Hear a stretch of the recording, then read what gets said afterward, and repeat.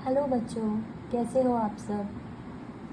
मैं दावा करती हूँ कि आप सब बहुत अच्छे से अपनी पढ़ाई वगैरह कर रही हैं क्योंकि 10th स्टैंडर्ड है।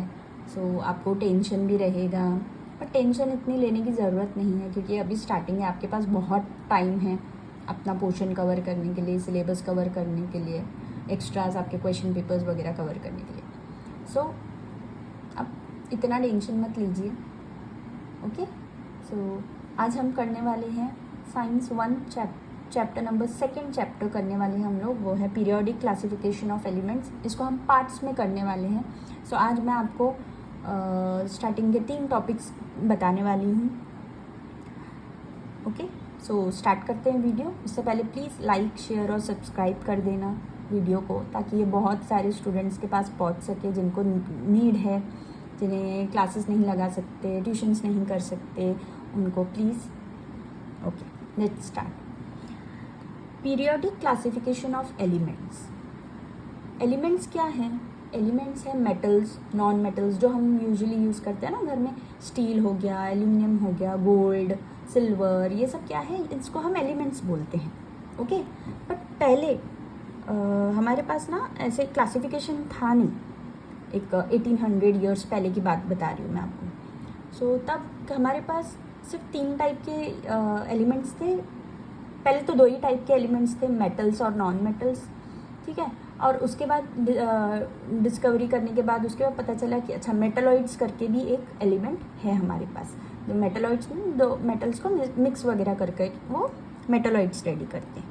ओके, सो अभी एट प्रेजेंट हमारे पास कितने एलिमेंट्स हैं? वो एलिमेंट्स हैं 118 एलिमेंट्स। ठीक है, जितने अभी हमें पता है।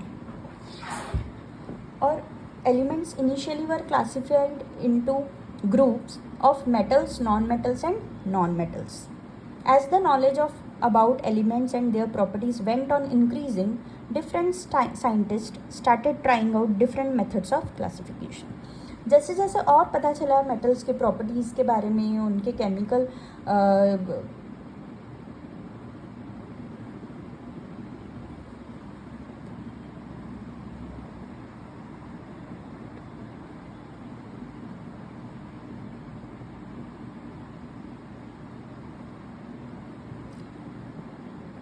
उनके chemical properties, physical properties different हैं, कोई कोई एलिमेंट्स के सेम हैं। तो जब ये पता चला तो बहुत सारे साइंटिस्ट आए और उन्होंने स्टार्ट किया कि इसको बाबा कैसे क्लासीफाई कर सकते हैं, हम सारे एलिमेंट्स को एक ही टेबल में कैसा फिट कर सकते हैं। सो उसमें फर्स्ट साइंटिस्ट था डॉबर्नियर ट्राइट्स। ओके, डॉबर्नियर ने क्या किया, वो कौन था? पहले तो वो जर्मनी में रहता था, जर्मन साइंटिस्ट था वो। Okay, in 1817 a German scientist Daubernier suggested that properties of elements are related to their atomic masses. Okay, so first scientist आया, उसने क्या बोला कि एलिमेंट्स जो है ना, उसके जो प्रॉपर्टीज़ हैं वो किसके ऊपर डिपेंड करते हैं? एटॉमिक मासेस के ऊपर। और उसने बहुत रिसर्च भी किया। ठीक है, he made group of 3 elements each having similar chemical properties and called them tribes. उसने क्या किया, 3 एलिमेंट्स के ग्रुप लिए। Okay, like same lithium, sodium, potassium. Okay, उसने ऐसा क्या किया, 3 के ग्रुप बनाए और फर्स्ट और लास्ट के एटॉमिक मास को उसने प्लस किया। ठीक है, और जब उसको डिवाइड बाय 2 किया, मतलब उसका मीन निकाला, तो उसका आंसर और ये सेंटर वाले एलिमेंट का एटॉमिक मास सेम आ रहा था। तो उसे क्या लगने लगा, उसने बहुत सारे एलिमेंट्स लेकर के ट्राई किया तो उसमें ऐसा ही दिखा रहा था। बट लेटर ऑन वो पास हुआ नहीं क्योंकि बहुत सारे एलिमेंट्स थे, 118 एलिमेंट्स थे, सारे एलिमेंट्स ये रूल उसका फॉलो नहीं कर पा रहे थे। सो इसलिए फिर वो डिस्कार्ड किया गया। Okay, see he arranged the 3 elements in triad in an increasing order of their atomic masses. Okay, मतलब Li का ज़्यादा है, उससे कम थोड़ा Na का है, उससे कम थोड़ा पोटेशियम का है। He showed that atomic mass of the middle element was approximately equal to the mean of the atomic masses of the other 2 elements. उसने क्या दिखाया हमें कि फर्स्ट, सपोज फिर से मैं दिखाती हूँ, Li, Na और K। उसने क्या दिखाया, फर्स्ट और लास्ट के एटॉमिक मासेस को अगर हम प्लस करते हैं और उसको डिवाइड करते हैं बाय 2, तो जो भी आंसर रहेगा वो आंसर क्या होता है, ये मिडिल टर्म का, मिडिल एलिमेंट का एटॉमिक मास निकलता है। ओके, तो ये उसने हमें स्टेटमेंट दिया कि ऐसा है करके। बट लेटर ऑन उसे ही समझ में आ गया कि सारे एलिमेंट्स उसके ये रूल्स फॉलो नहीं कर पा रहे, सारे एलिमेंट्स इस ट्रायड में नहीं बैठ पा रहे। सब सारे एलिमेंट्स का अगर फर्स्ट और लास्ट ऐड किया और डिवाइड बाय 2 किया तो सेंटर वाला एटॉमिक मास नहीं मिल रहा। फिर ये डॉबर्नियर ट्राइड्स क्या हो गया, डिस्कार्ड हो गया था। ओके, उसके बाद दूसरे साइंटिस्ट हैं, बट फर्स्ट आपको ये डॉबर्नियर ट्राइड्स लर्न करना पड़ेगा। इसके बाद हम दूसरे इसमें जंप करेंगे। इसका देखते हैं पहले कि उसने कैसे सम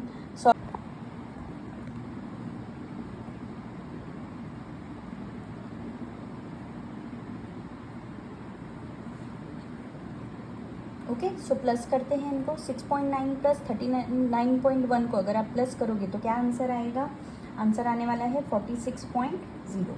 इसको हम लोग डिवाइड करेंगे बाय 2, सो 2 1 ज़ा 2, 2 3 ज़ा 6, so C answer is 23.0। Okay, 23.0 means exactly equal आ गया। सो ये तो प्रूफ हो रहा है यहाँ पे। Let's see second one. Okay, first मतलब CA का लिया हमने और लास्ट BA लेते हैं प्लस 137.3, इसको डिवाइड करेंगे bye 2, correct.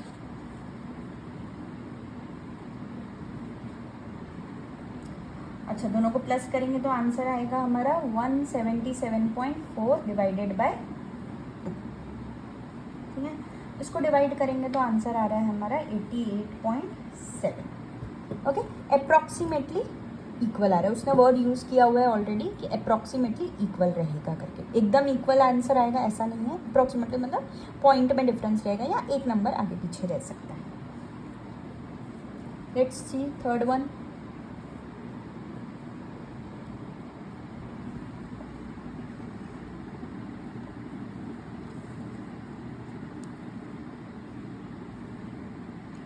$35.5 plus 126.9 divided bye,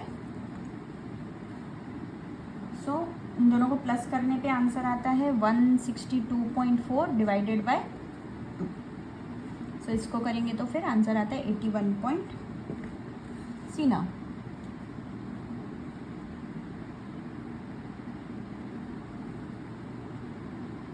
$81.2 answer आ गया।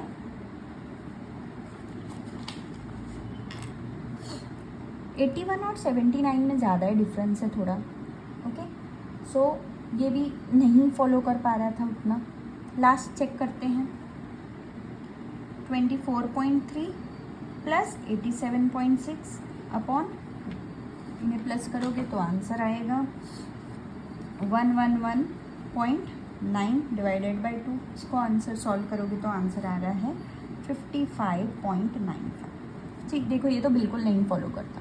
ओके, तो ये तो भाई बहुत बड़ा नो है, बहुत ही ज़्यादा डिफरेंस दे दिया उसने। इसमें अप्रॉक्सीमेटली हम यूज़ भी नहीं कर सकते। सो इसलिए डॉबर्नियर ट्रायड्स क्या हो गया, डिस्कार्ड हो गया। ओके, सो जब आप आंसर लिखोगे डॉबर्नियर एक्सप्लेन डॉबर्नियर ट्रायड्स का जब क्वेश्चन आएगा, सो आपको जो मैंने पहले दिखाया पूरा वो स्टेटमेंट्स आपको लिखने हैं। उसके बाद आप 2-3 एग्जाम्पल्स दे सकते हैं।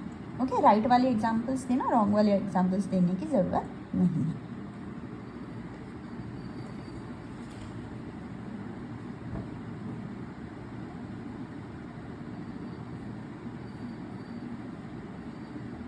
ठीक है, अभी दूसरा टॉपिक देखते हैं। डॉबर्नियर तो फेल हो गया, ठीक है। उसके बाद दूसरा टॉपिक आता है, दूसरा साइंटिस्ट आता है न्यूलैंड। उसने कौन सा दिया, Newlands laws of octaves. Let's C.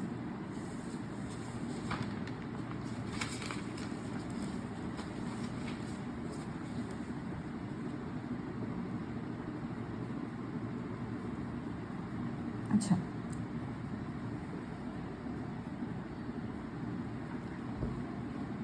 Newland laws of octaves. First of all what is mean by octaves. Octaves का मतलब है 8, और ये कहाँ पे है, ये है म्यूजिक में रहता है 8 सुर बोलते हैं जो, सा रे गा मा पा धा नी।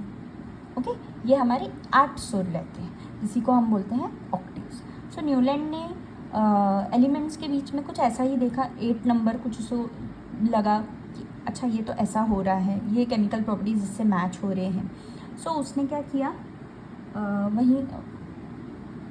वहीं से उसने ऑक्टेव्स का नाम उसको दिया। लेट्स रीड फर्स्ट क्या क्या लिखा हुआ है। The English scientist John Newlands correlated the atomic masses of elements to their properties in a different way. इसने भी क्या लिया है, देखो एटॉमिक मासेस पे ही है, ओके। डॉबरनेट भी एटॉमिक मासेस पे ही था। He arranged the elements in an increasing order of their atomic masses. उसने क्या किया, सारे एलिमेंट्स को अरेंज करना स्टार्ट कर दिया in their increasing order. He found that every 8 elements had properties similar to those of the first. मतलब क्या है इसका, ओके यही इंपॉर्टेंट है। 8 एलिमेंट्स को उसने सिमिलर शो किया, मतलब फर्स्ट पे जो एलिमेंट रखा उसने, फिर second, third, fourth, fifth, six, seventh and 8। इसका मतलब उसने जो फर्स्ट पे एलिमेंट रखा ना, सॉरी नॉट 8, फिर सेकंड पे रखा, थर्ड पे, फोर्थ पे, ऐसे करके उसने 7 एलिमेंट्स यहाँ पे फिक्स किए, ठीक है। फिर जो 8th एलिमेंट था उसने क्या ऑब्जर्व किया कि इसके जो भी केमिकल प्रॉपर्टीज़ हैं और फर्स्ट के जो भी केमिकल प्रॉपर्टीज़ है दोनों सेम हैं, ओके। सो उसने क्या नोटिस किया, इन दोनों की केमिकल प्रॉपर्टीज सेम है, ओके। फिर उसने दूसरा एलिमेंट यहाँ पे रखा, तो उसने क्या फिर से नोटिस किया कि इन दोनों का भी केमिकल प्रॉपर्टीज सेम है। वैसे ही उसने थर्ड के नीचे जो रखा था एलिमेंट, उसका और थर्ड का भी सेम था, से फोर्थ, वैसे ही फिफ्थ, वैसे ही सिक्स्थ एंड लास्ट 7th का। सो उसने क्या स्टेटमेंट दिया कि every 8th element had properties similar to those of the first. Every 8th element means 1 2 3 4 5 6 7, ये हो जाता है 8th element. 8th element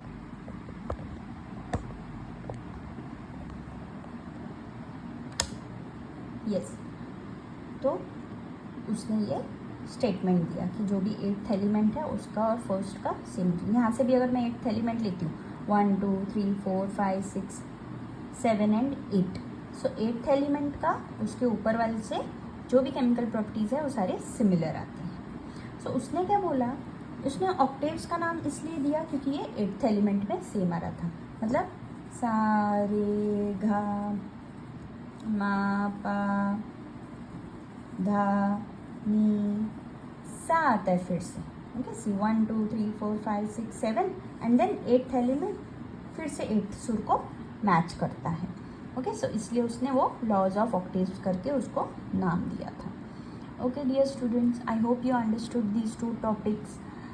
thank you. अगर आपको और भी वीडियोस चाहिए तो प्लीज़ लाइक, शेयर और सब्सक्राइब ज़रूर करना इस चैनल को, और ये जितने स्टूडेंट्स को आप भेज सकते हैं प्लीज़ उसे भेज देना। Thank you so much.